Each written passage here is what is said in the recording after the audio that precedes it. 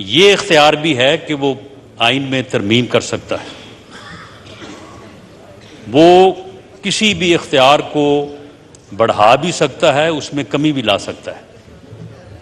इस अर्ज के बाद मैं ये बात इस मुअज़्ज़ज़ अदारे पार्लियामेंट के सामने रखनी चाहूँगा कि आज हुकूमत को और पूरी कौम को, बल्कि उसके साथ साथ तमाम अदारों को 3 बुनियादी नकात के ऊपर जो है वो रहनुमाई की ज़रूरत है।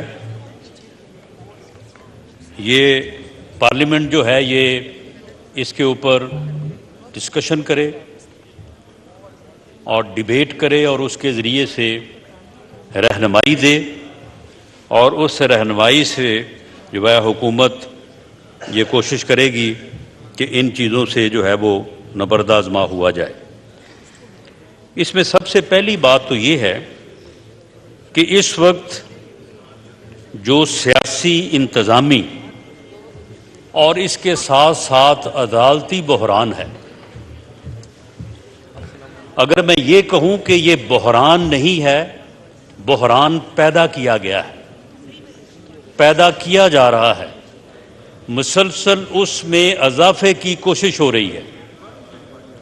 और अगर उन कोशिशों की तरफ ध्यान दिया जाए तो शायद जाके एक ही शख्सियत के ऊपर जो है वो बात जो है वो रुकती है, या उसके साथ एक जो जथा है और उस जथे में जो चंद लोग हैं उनके ऊपर जाके ये जिम्मेदारी जो है वो पड़ती है।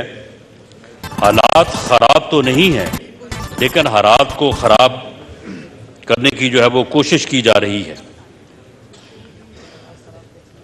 इसी तनाज़र में जो इलेक्शन का इनेकाद है उसके ऊपर जो मुख्तलिफ आरा हैं उसके ऊपर भी इस पार्लियामेंट को न सिर्फ हुकूमत बल्कि तमाम अदारों की रहनुमाई का इख्तियार भी हासिल है, हक भी हासिल है, और शायद ये ज़िम्मेदारी भी है। और आखिरी बात जो इस वक्त मुआशी बहरान है और वो इन 2 चीज़ों को किस तरह से मुतासर कर रहा है, उसके ऊपर भी रहनुमाई की ज़रूरत है। जनाब स्पीकर, मैं ये बात कि ये सियासी इंतज़ामी और अदालती बहरान जो इस वक्त कौम को दरपेश है, मैं इस हवाले से मुख्तसरन ये बात करनी चाहूँगा कि ये बहरान न था न है। इससे हर रोज़ कोशिश की जाती है कि इसको पैदा किया जाए। एक जमात और उसका लीडर जिसका नाम इमरान खान रियाजी है, वो पिछले तकरीबन 10 सालों से 2013-14 से उसने ये कोशिशें शुरू की हैं कि मुल्क में जो है वो अफरा तफरी, अनारकी और बहरानी कैफियत जो है वो पैदा की जाए। 126 दिन का जो है वो धरना दिया, और उस धरने के दौरान जिस किस्म की तकारीर हुई, जिस तरह से पार्लियामेंट की तज़हीक करने की कोशिशें हुई, वो एक तारीख़ का हिस्सा है। मैं समझता हूँ कि उसे मुझे दोहराने की ज़रूरत नहीं। उसके बाद मुसलसल 2018 तक कभी लॉन्ग मार्च, कभी एहतजाज, कभी एहतजाजी जलसे, ये आप 2013-14 से 18 तक ये पूरे 5 साल का अरसा आप देख लें। इसमें उस बंदे ने कभी कोई एक हफ्ता भी सुकून से गुजारा हो, कभी एक हफ्ता भी जो है वो उसमें उसने कोई ना कोई अमल जो है वो इस मकसद से ना किया हो कि अफरा तफरी होनी चाहिए, मुल्क में अनारकी होनी चाहिए, तो वो आपको नहीं मिलेगा। 2018 में कुछ कुव्वतों ने ये जानते हुए या ये असेस करते हुए कि शायद उससे कोई बेहतरी जो है वो आ जाएगी, और ख़ास तौर पे इस्टेब्लिशमेंट ने, उस वक्त की इस्टेब्लिशमेंट ने जो है वो इलेक्शंस को रिग किया और इलेक्शन को इस अंदाज से मैनेज किया कि इन्हें जो है वो बरसे इक़्तिदार लाने की जो है वो कोशिश हुई, लाया गया। और उसके बाद 3.5 साल, पौने 4 साल, जनाब स्पीकर, जब वो अपोजिशन में था तो हुकूमत के ख़िलाफ़, जब वो हुकूमत में आया तो फिर वही मुहिम, वही एहतजाज उसने अपोजिशन के ख़िलाफ़ शुरू कर दिया। अपोजिशन के इन बेंचों से उस वक्त के leader of the opposition Mian Shahbaz शरीफ ने, ये इसी सीट पे बैठे थे, इनको कहा कि जनाब मुल्क की इकॉनमी की सूरत हाल जो है वो सही नहीं है, हम चाहते हैं कि मुल्क को मुआशी बहरान में जाने से रोका जाए और मुल्क को जो है वो बेहतरी की तरफ लाया जाए। आए बैठें, चार्टर ऑफ इकॉनमी करें। बिलावल भुट्टो जरदारी साहब ने, जो दूसरी जमात के पार्लिमानी लीडर थे, उन्होंने यहाँ तक कहा कि इमरान खान कदम बढ़ाओ, हम तुम्हारे साथ हैं। उसके जवाब में मौसूफ यहाँ पे उठे और उन्होंने गालियाँ देनी शुरू कर दी। आप लोग तो चोर हैं, आप लोग तो डाकू हैं, आप लोग तो अपने केस जो है वो ख़त्म कराना चाहते हैं, अपनी इंक्वायरीज ख़त्म कराना चाहते हैं, मैं तो आपको छोड़ूंगा नहीं, मैं तो आपको जो है वो यहाँ पे रहने नहीं दूंगा।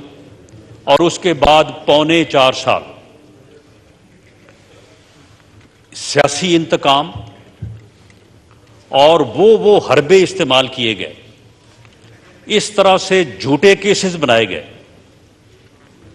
नैब को इस तरह से इस्तेमाल किया गया। अगर नैब के चेयरमैन ने इस्तेमाल होने से इनकार किया तो उसकी बाकायदा वीडियो लीक हुई। आज बड़े एतराज़ात हो रहे हैं कि जी ये वीडियो लीक कहां से हो रही है, ये वीडियो लीक क्यों हो रही हैं। तो पहले आप बताएं कि ये जो चेयरमैन नैब के खिलाफ वीडियो लीक हुई थी, इसकी आज तक जो है वो इंक्वायरी तो नहीं हुई, लेकिन इसमें कोई शक है कि ये वीडियो लीक जो है ये आपने की थी। आप इस बात से इनकार कर सकते हैं कि तैयबा गुल जो उस वीडियो लीक की विक्टिम थी, उसके साथ आपने प्राइम मिनिस्टर हाउस में बैठ के मीटिंग की। उस मीटिंग में आपके प्रिंसिपल सेक्रेटरी मौजूद थे, उस मीटिंग में एक अस्करी एजेंसी के सरबराह मौजूद थे। आपने वहां पे उसको ये इस मामले में जो है वो उससे ये वीडियो नहीं ली।